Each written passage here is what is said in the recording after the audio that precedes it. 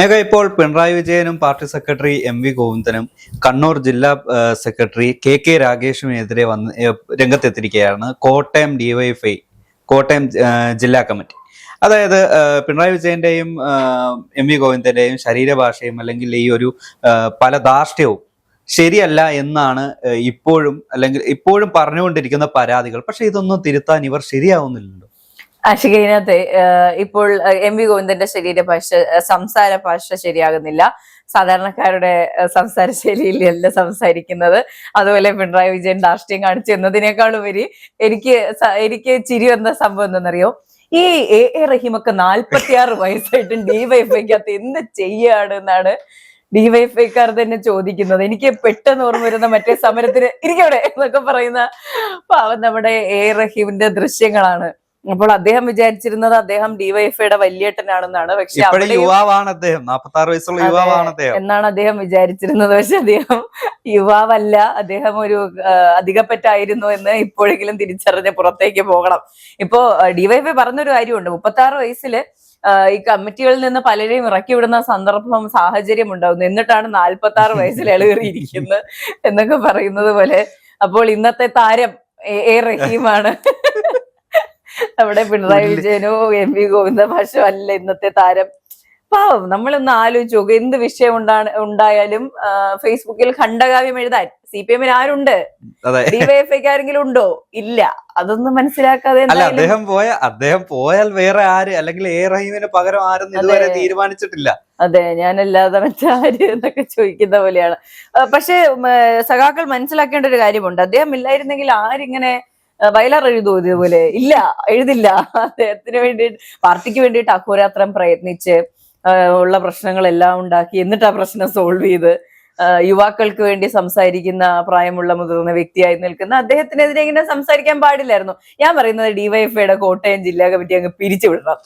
അതെങ്കിലും ചെയ്യണം പാർട്ടി അദ്ദേഹത്തിന് വേണ്ടിയിട്ട്. അതെ, ഇതിപ്പോ നമ്മള് സ്കൂളിലും കോളേജിലും പഠിക്കുമ്പോ ഉണ്ടാവുമല്ലോ, നമ്മളെക്കാൾ പ്രായം കൂടി ഒരു സീനിയർ, അദ്ദേഹം പറയുന്ന അനുസരിച്ചായിരിക്കും ക്ലാസ്സിലെ കാര്യങ്ങളും, അല്ലെങ്കിൽ ഇപ്പോ ആ സ്കൂളിലെ ഹെഡ് മാസ്റ്റർ വരെ അനുസരിക്കുക.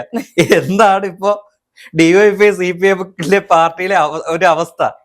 അതെ, ഇപ്പൊ നമ്മള് റീലുകളൊക്കെ കാണില്ലേ, ജെൻസി കുട്ടികളുടെ ഇടയിൽ ജെല്ലാകാൻ ശ്രമിക്കുന്ന 90s മില്ലേനിയൽ കിഡെന്നൊക്കെ പറയുന്ന പോലെയാണ്. പക്ഷെ അദ്ദേഹത്തിന്റെ ഇപ്പൊ നമ്മളൊക്കെ എന്താ വിചാരിക്കുന്നത്, നമ്മളൊക്കെ ഇങ്ങനെ നമ്മുടെ യുവത്വത്തിന്റെ അവസാന ഘട്ടത്തിലേക്ക് പോകുന്നു എന്നൊക്കെയല്ലേ നമ്മൾ ചിന്തിക്കുന്നത്. പക്ഷെ അദ്ദേഹം എപ്പോഴും ചിന്തിക്കുന്നത് അദ്ദേഹം യുവാവാണെന്നാണ്. പറ്റുമെങ്കിൽ ഒരു കോളേജിലും കൂടെ ചേർന്ന് പഠിച്ച, വേണമെങ്കിൽ SFIയിലും കൂടെ പ്രവർത്തിക്കാന്നാണ് എന്റെ അഭിപ്രായം. ഇനി ഒന്ന് ആലോചിച്ച് നോക്കുമ്പോ, പിണറായി വിജയൻ സഖാവിന് ഇളവുകൾ അനുവദിച്ചതിനെ പറ്റി മാധ്യമങ്ങൾ വലിയ രീതിയിൽ വാർത്തകൾ കൊടുക്കുന്നു, അദ്ദേഹത്തെ വേട്ടയാടുന്നു. എ റഹീം ഇങ്ങനെ 46 വയസ്സിലും ഈ പറയുന്ന പോലെ ഡിവൈഎഫ്ഐയിൽ ഇരുന്നപ്പോൾ എന്തുകൊണ്ട് മാധ്യമങ്ങൾ ചോദ്യം ചെയ്യുന്നില്ല? ഇന്നുകൊണ്ട് നമ്മളും ചോദ്യം ചെയ്തു തുടങ്ങുകയാണ്, എന്തുകൊണ്ട് എ റഹീമിന് ഇത്ര ഇളവ് നൽകുന്നു. പക്ഷെ എനിക്ക് തോന്നുന്നു കോട്ടയം ജില്ലാ കമ്മിറ്റിയുടെ മാത്രം അഭിപ്രായമായിരിക്കും. അല്ലെങ്കിൽ എനിക്ക് തിരുവനന്തപുരം മുതൽ കാസർഗോഡ് വരെയുള്ള എല്ലാ ഡിവൈഎഫ്ഐക്കാരുടെയും അഭിപ്രായം ഒന്ന് അറിഞ്ഞാൽ കൊള്ളാവുന്നുണ്ട്. ഇന്ന് നമുക്ക് നേഷൻ ഫസ്റ്റിൽ ഒരു പോൾ ഇടാം, എ റഹീം ഡിവൈഎഫ്ഐയിൽ തുടരണമോ വേണ്ടയോ എന്നുള്ള അഭിപ്രായത്തെ പറ്റി. എന്തായാലും മൊത്തത്തിൽ ഡിവൈഎഫ്ഐയുടെ പ്രശ്നം എന്ന് പറയുന്നത്, നിങ്ങളും കൂടെ CPM ആയിട്ട് ഞങ്ങളുടെ പേര് കൂടി നശിപ്പിച്ചു കളഞ്ഞല്ലോ എന്നുള്ളതാണ് അവരുടെ പ്രധാനപ്പെട്ട പ്രശ്നം എന്ന് പറയുന്നത്. പക്ഷെ ഇപ്പോഴും എനിക്ക് മനസ്സിലാവാത്ത എം സ്വരാജിന്റെ പേര് എന്തുകൊണ്ട് പറഞ്ഞില്ല എന്നുള്ളതാണ്. അദ്ദേഹം എനിക്കൊന്ന് ഡിവൈഎഫ്ഐയുടെ അവകാശവാദം ഉന്നയിച്ച് പിതൃത്വം ഏറ്റെടുക്കാൻ വരാറില്ല. എന്നാലും പാർട്ടിയെ നശിപ്പിച്ചതിൽ അദ്ദേഹത്തിനും ഒരു പങ്കുണ്ട്. അത് പണ്ട് എഴുതി തള്ളിയ പേരാണ് എം സ്വരാജിലെ. ഇപ്പോഴും പറയാറുണ്ടല്ലോ 1000 ഷാഫിക്ക് അര സ്വരാജ് എന്നൊക്കെ. അദ്ദേഹം വലിയ പോരാട്ട വീര്യമുള്ള ഒരു സഖാവാണ്. അദ്ദേഹത്തിന് ഒരിക്കലും വിലകുറച്ച് കാണാനൊന്നും പാടില്ല. അപ്പോ ഈ പറഞ്ഞ നേതാക്കൾ, പിണറായി വിജയൻ ആയിക്കോട്ടെ, എം.വി. ഗോവിന്ദ മാഷ് ആയിക്കോട്ടെ, പിന്നെ നമ്മുടെ യുവാവായ എ റഹീം ആയിക്കോട്ടെ, പിന്നെ എപ്പോഴും ജയിക്കാൻ വേണ്ടിയിട്ട് പക്ഷേ ഈ ഒരു ചിത്രത്തിൽ നിന്ന് മാന്യ തന്നെ പോയി എന്ന് വേണം. ഞാൻ എം സ്വരാജിനെ ആയിരുന്നു ഓർത്തത്. ജയിക്കിനെ പറ്റി പറഞ്ഞത് നന്നായി. പക്ഷെ ജയിക്കിനെ പറ്റി എനിക്ക് വളരെ നല്ല അഭിപ്രായമാണ്. തെരഞ്ഞെടുപ്പിനെയൊക്കെ നല്ല രീതിയിൽ ഔദ്യോഗികരിക്കുന്ന ഒരു നേതാവാണ്. അദ്ദേഹത്തിന് സീറ്റ് കൊടുക്കാത്തതിൽ എനിക്ക് ഇടതുപക്ഷത്തിൽ ചിലപ്പോൾ 35-ൽ നിന്ന് 36 ആവാമായിരുന്നു. പുതുപ്പള്ളിയിൽ മത്സരിക്കരുത്, മാത്രം പേരെവിടെയെങ്കിലും മത്സരിച്ചിരുന്നെങ്കിൽ ചിലപ്പോ ഒരു 36 സീറ്റൊക്കെ പ്രതീക്ഷിക്കാമായിരുന്നു. എന്തുതന്നെയായാലും ഈ പറഞ്ഞ നേതാക്കളുടെ എല്ലാം വിഷയമാണ് ഈ പരാജയം എന്ന് പറയുന്നത്. അതിപ്പോ ഡിവൈഎഫ്ഐ എടുത്ത് CPM-ന് കൊണ്ടേ കിട്ടാലും CPM അതിനെ എടുത്ത് ഡിവൈഎഫ്ഐയുടെ നിലയ്ക്ക് വെച്ചാലും ഈക്വൽ ഉത്തരവാദിത്തം എല്ലാവർക്കും ഉണ്ട്.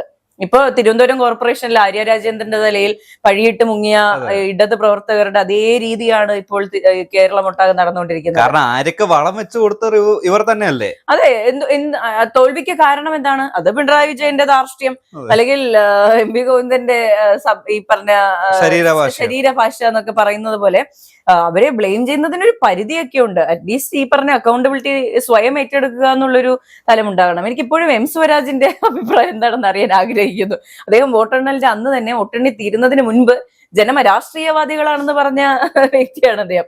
അപ്പോൾ ഇദ്ദേഹത്തിന്റെയൊക്കെ അഭിപ്രായം എന്താണെന്ന് എല്ലാവരുടെയും അഭിപ്രായം വ്യക്തിഗതമായി ചോദിച്ചറിയാൻ ഞാൻ ആഗ്രഹിക്കുന്നു. ഇപ്പോ ഡിവൈഎഫ്ഐ പറഞ്ഞിട്ടുണ്ട്, ഇനി SFIയും കൂടി CPM-നെ തള്ളി പറയാം. ഇപ്പൊ ഡിവൈഎഫ്ഐ പണ്ട് മുതലേ പറയുന്നുണ്ടല്ലോ, ഞങ്ങൾ CPM-ന്റെ പോഷക സംഘടന സ്വതന്ത്ര സംഘടനയാണെന്നാണ് പറയുന്നത്. പക്ഷെ അവർ തന്നെ പറയുന്നു ഇപ്പൊ ഡിവൈഎഫ്ഐയുടെ വാലായി അല്ലെങ്കിൽ ബി ടീമായി മാറി, CPM-ന്റെ ബി ടീമോ അല്ലെങ്കിൽ വാലായി മാറി ഡിവൈഎഫ്ഐ എന്നാണ് അവർ തന്നെ സ്വയം വിലയിരുത്തുന്നത്. ഇപ്പോഴെങ്കിലും മനസ്സിലാക്കിയല്ലോ, ഇതൊക്കെ ഞങ്ങൾ പണ്ടേ മനസ്സിലാക്കിയതാണ്. അത് മാത്രമല്ല, ഇപ്പോ പിണറായി വിജയനെയും ഗോവിന്ദനെ എല്ലാം കുറ്റപ്പെടുത്തുന്നു, ഓക്കെ. പക്ഷെ നിങ്ങൾ എന്താണ് ചെയ്തുകൊണ്ടിരുന്നതെന്ന് ജനം നിങ്ങളോട് ചോദിച്ചാൽ നിങ്ങൾ എന്ത് പറയും? അതായത് 10 വർഷം കേരളത്തിനുള്ളിൽ അടിഞ്ഞാടിയ ഇതുപോലുള്ള പോഷക സംഘടനകളുണ്ടല്ലോ, നിങ്ങൾ എന്താണ് കാണിച്ചതെന്ന് നിങ്ങളോട് ചോദിക്കുകയാണ്. എന്തെല്ലാം കാണിക്കാമോ അതിന്റെ എല്ലാം എക്സ്ട്രീം ചെയ്ത് കൂട്ടിയ ഒരു സംഘടനയാണ് ഈ ഇടത് യുവജന സംഘടനകൾ. ഇപ്പൊ ഡിവൈഎഫ്ഐക്ക് മുന്നോട്ട് വെക്കാൻ ഒരു ആശയമുണ്ട്. പറയുകയാണ്, കഴിഞ്ഞ നിയമസഭാ തെരഞ്ഞെടുപ്പിൽ അല്ലെങ്കിൽ അതിനു മുൻപുണ്ടായ ലോക്സഭാ തെരഞ്ഞെടുപ്പിനും ശേഷം വന്ന ത്രിതല പഞ്ചായത്ത് തെരഞ്ഞെടുപ്പുകളിലും ഞങ്ങളുടെ കോൺട്രിബ്യൂഷൻ എന്ന് പറയുന്നത് ഇത്രയായിരുന്നു. ഇതാണ് ഡിവൈഎഫ്ഐയുടെ ഭാഗത്ത് നിന്ന് പാർട്ടിയെ വളർത്താനായി ഞങ്ങൾ കൊടുത്ത കോൺട്രിബ്യൂഷൻ. നിങ്ങൾ എന്ത് ചെയ്തു അല്ലെങ്കിൽ നിങ്ങൾ ഇത് ചെയ്തില്ല എന്നുള്ളതിനെ പറ്റിയല്ല അവർ ചർച്ച നടത്തുന്നത്. നിങ്ങൾ ചെയ്തില്ല, അതുകൊണ്ട് ഞങ്ങൾക്കും തോൽവി സംഭവിച്ചു എന്നുള്ളൊരു കാര്യമാണ് ഇത്. ഇപ്പൊ തീരുമാനങ്ങളെല്ലാം പാർട്ടി ഏകണ്ഠമായി തീരുമാനിക്കില്ലല്ലോ, ഒരു കോക്കസ് ഗ്രൂപ്പ് തീരുമാനമെടുക്കുന്നു, അറിയിക്കുന്നു. അപ്പൊ പിന്നെ ഞങ്ങൾ എന്തിനും പണിയെടുക്കണം എന്നുള്ളൊരു നയത്തിലേക്ക് ഇവർ തന്നെ എത്തിയിട്ടുണ്ടാകാം. ഈ പറയുന്ന പോലെ ഡിവൈഎഫ്ഐ അത്രയും കുറ്റപ്പെടുത്തിയിട്ടും കാര്യമൊന്നുമല്ല. ഇപ്പൊ അവർക്ക് സ്വതന്ത്രമായി തീരുമാനങ്ങൾ എടുക്കാനുള്ള അവകാശമുണ്ടോ? ഒരിക്കലും ഇല്ല. ഇപ്പോൾ CPM പറയുന്നത് എന്താണോ അതിനനുസരിച്ച് തുള്ളുക എന്നുള്ളത് മാത്രമാണ് ഡിവൈഎഫ്ഐയുടെ നയം എന്ന് പറയുന്നത്. ഇപ്പൊ ഡിവൈഎഫ്ഐയുടെ ഒരു മുതിർന്ന നേതാവ്, ലൈക്ക് ഒരു കീ പൊസിഷനിൽ ഇരിക്കുന്ന ഒരു നേതാവുമായിട്ട് ഞാൻ സംസാരിക്കുമ്പോൾ ഞാൻ അദ്ദേഹത്തോട് ചോദിച്ചിട്ടുണ്ട്, ഇങ്ങനെ ഈ പറയുന്ന നേതൃത്വം എടുക്കുന്ന തീരുമാനങ്ങൾ, ഇപ്പോ രണ്ട് വ്യക്തികൾ തമ്മിൽ ഒരുപാട് അഭിപ്രായ വ്യത്യാസങ്ങളുണ്ടല്ലോ, എല്ലാ കാലത്തും നമുക്ക് ഒരാളോട് യോജിക്കാൻ കഴിയില്ല. അതിപ്പോ ഒരു പാർട്ടി ആണെങ്കിലും അവരുടെ പ്രത്യയശാസ്ത്രമാണെങ്കിലും ഒരു സ്ഥാപനമാണെങ്കിലും നമുക്ക് എല്ലാ കാര്യങ്ങളും എല്ലാ കാലത്തും യോജിക്കാൻ കഴിയണമെന്നില്ല. അപ്പോ CPM എടുക്കുന്ന നിലപാടുകൾ അംഗീകരിക്കാൻ പറ്റില്ലെങ്കിൽ എന്താ ചെയ്യാന്ന് ചോദിച്ചു. അപ്പൊ അദ്ദേഹം വളരെ താത്വികമായ അവലോകനം നടത്തിയ ഒരു 15 മിനിറ്റിലാണ് ഉത്തരം പറഞ്ഞതെങ്കിലും ഉത്തരത്തിന്റെ ജിസ്റ്റ് ഇതായിരുന്നു, അങ്ങോട്ട് സഹിക്കും, അത് ഞാൻ അനുസരിക്കുക, അത് അങ്ങോട്ട് അംഗീകരിക്കുക. ലൈക്ക് എന്റെ അഭിപ്രായം അതായിരുന്നില്ല, പക്ഷെ അത് ഞാൻ അങ്ങ് അംഗീകരിക്കും എന്നുള്ള തലത്തില്.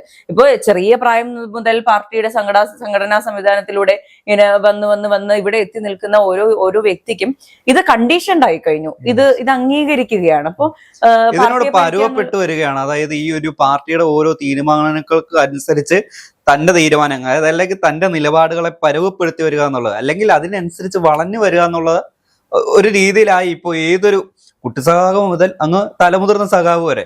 അതെ, ഇപ്പൊ ഇതിനെല്ലാം ഒരു ബ്രേക്കിംഗ് പോയിന്റ് ഉണ്ടായിരുന്നു. ഇപ്പൊ ആ ഒരു തിരഞ്ഞെടുപ്പ് പരാജയത്തിന് മുൻപ് വരെ പാർട്ടി എന്ത് തെറ്റ് ചെയ്താലും, പാർട്ടിയുടെ തീരുമാനങ്ങൾ തെറ്റാണെങ്കിലും അതിനോട് യോജിക്കാൻ കഴിയില്ലെങ്കിൽ പോലും മിണ്ടാതിരിക്കുന്ന ഒരു സാഹചര്യം ഉണ്ടായിരുന്നു. ഇപ്പോ എം.വി. ഗോവിന്ദന്റെ ഭാര്യ മത്സരിക്കുന്നത് താല്പര്യമില്ല എന്ന് പറയുന്നത് 99% ഇടതുപക്ഷ പ്രവർത്തകർക്കും താല്പര്യമില്ലായിരുന്നു. എന്നിട്ടും മിണ്ടാതിരുന്നതിന് ശേഷം, തോൽവിക്ക് ശേഷം എന്തിനെ മത്സരിപ്പിച്ചു എന്നുള്ള ചോദ്യം ഉന്നയിക്കുന്നിടത്താണ് പ്രശ്നം ഉണ്ടാകുന്നത്. അപ്പൊ ചോദിക്കേണ്ടടുത്ത് ചോദിക്കാത്തതാണ് പാർട്ടിക്ക് പറ്റിയ പരാജയം എന്ന് പറയുന്നത്. അതിൽ നിന്ന് പുറത്തേക്ക് ഇറങ്ങാൻ ശ്രമിക്കുന്ന, കൈകാലിട്ടടിക്കുന്ന ഡിവൈഎഫ്ഐ ആണ് നമ്മളിപ്പോ കണ്ടുകൊണ്ടിരിക്കുന്നത്.